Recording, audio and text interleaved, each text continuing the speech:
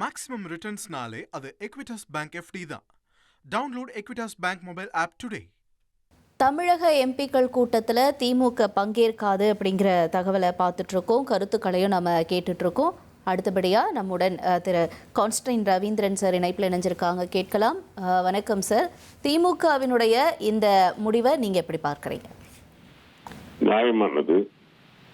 நாங்கள் எடுத்திருக்கிற முடிவு என்பதை ஏற்கனவே பாராளுமன்றத்தில் ஏப்ரல் மாதம் 17ஆம் தேதி இந்த பில் கொண்டு வரப்பட்டது. தொகுதி மறுவரை மசோதா கொண்டு வரப்பட்டது.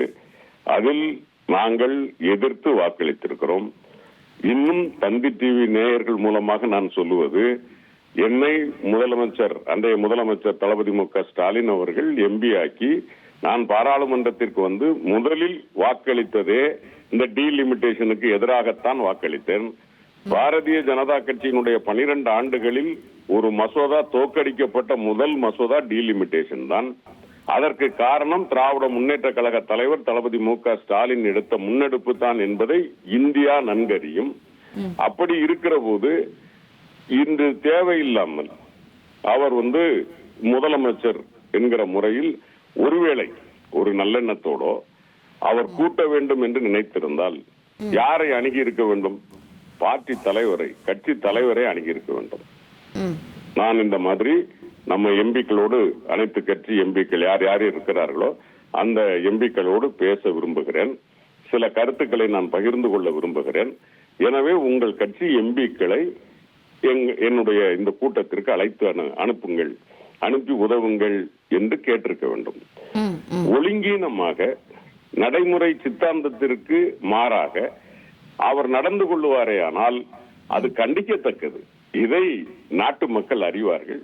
எனவே தமிழ்நாட்டினுடைய எந்த நன்மையிலும், தமிழர்களினுடைய எந்த உரிமையிலும் போர்க்குரல், முதல் குரல் திராவிட முன்னேற்ற கழகத்திடம் இருந்துதான் இருந்திருக்கிறது, இருக்கும், இன்னும் எதிர்காலத்திலும் இருக்கும்.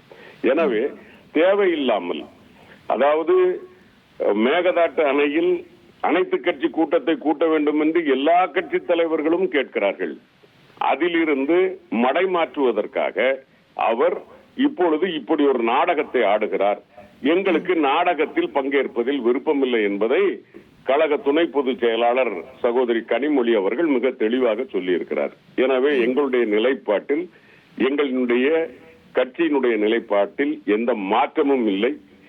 எப்படி நடந்து கொள்ள வேண்டும் இந்த விஷயத்தில் என்று சொல்லுவதற்கு யாருக்கும் எங்களுக்கு தெரிந்து நாங்கள் எடுத்த முடிவில் எங்களுக்கு அதில் அழுத்தம் தருவதற்கோ தேவையோ இல்லை என்றே நாங்கள் கருதுகிறோம். எனவே அதில் கலந்து கொள்ளவில்லை. தாவேக அரசு என்ன பண்ணிருக்கணும் சார் இந்த விவகாரத்துல? அதாவது இப்போ உதயநிதி ஸ்டாலின் அவர்கள் பேரவையில கேட்கும் பொழுது நீங்க காவிரி விவகாரத்தை பத்தி பேசுங்க அப்படிங்கிறாங்க. இப்போ உங்களுடைய நிலைப்பாடு என்ன சார்? இல்ல, நான் அதாம்மா சொல்றேன். இப்ப டீலிமிட்டேஷன் முதல்ல வருதுன்னு வச்சுக்கோங்கம்மா. ஒருவேளை ஒரு முதலமைச்சர்ங்கிற முறையில இந்த டீலிமிட்டேஷன் முதல் முறை பாராளுமன்றத்துல கொண்டு வர்றாங்க இந்த மசோதாவை அப்படின்னா, ஒருவேளை எல்லா கட்சிகளும் என்ன நிலைப்பாட்டுல இருக்குது அப்படின்னு ஒரு சந்தேகம் இருக்குங்க. நாங்க எல்லாரையும் கூட்டி பேச விரும்புகிறோம் அப்படின்னு ஒரு முதலமைச்சர் விரும்பினால் தப்பில்லை.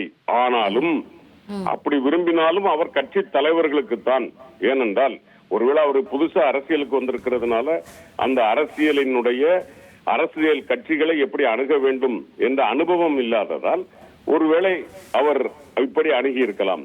உச்ச நீதிமன்றங்கள் தெளிவாக வழிகாட்டுதலை தந்திருக்கிறது. பாராளுமன்ற உறுப்பினர்களுக்கு அவர்களுடைய நடவடிக்கையை செய்வதற்கு அந்த கட்சியினுடைய கொறடா, அந்த கட்சியினுடைய கொறடா கூட தன் விருப்பம் போல் அங்கு நடந்து கொள்ள முடியாது.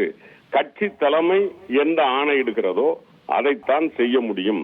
எனவே இந்த புரிதல், ஒருவேளை அவர் இன்னும் அரிச்சுவடிகளை கற்றுக்கொள்ள வேண்டியது இருக்கலாம் முதலமைச்சர், நாம் அதை பெரிதாக எடுத்துக்கொள்ள வேண்டாம். ஆனால் இந்த கூட்டத்தில் ஏற்கனவே கட்சிகள் கமிட் பண்ணி விட்டதம்மா.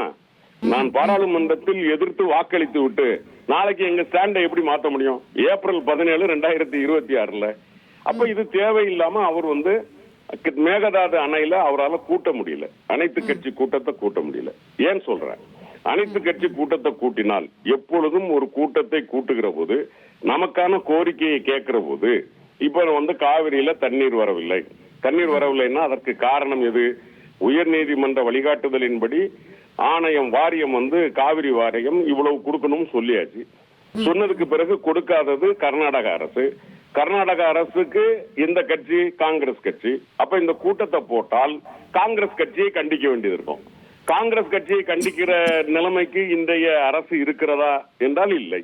ஒருவேளை காங்கிரஸ் அரசு அதை திறந்து விடவில்லை என்று சொன்னால் அதை திறந்து விட வைக்க வேண்டிய பொறுப்பு ஒன்றிய அரசுக்கு இருக்கிறது. ஒன்றிய அரசு எந்த கட்சி அரசு? பாஜக அரசு. எனவே பாஜகவையும் கண்டிப்பதற்கு அவருக்கு விருப்பம் இல்லை.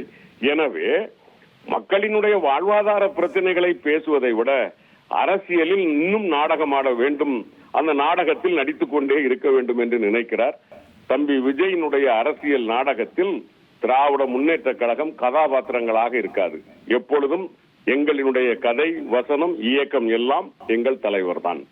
மேக்ஸிமம் ரிட்டர்ன்ஸ்னாலே அது எக்விட்டாஸ் பேங்க் எஃப்டி தான். Download Equitas bank mobile app today.